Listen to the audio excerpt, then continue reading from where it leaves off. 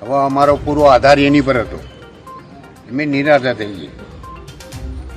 એટલે એના છોકરા બી નાના, બરાબર. એટલે અમારો પરિવાર રખડી ગયો. એટલે અમારે જે વહુરિયા એ ભણેલા છે એમને નોકરી મળે, બરાબર, અને મળવી જ જોઈએ. અને આ લાશ ત્યાં સુધી ઉપર છે નહીં.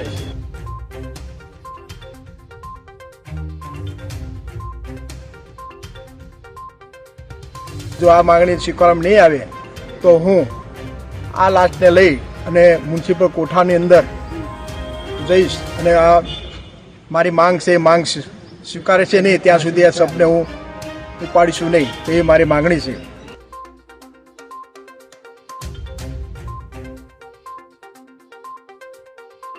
પક્ષી બહુ દેકારો કરતો હતો. એમાં અમારા અનિલભાઈ જે છે, જે સાથે આવી દુઃખદ ઘટના બનેલી છે,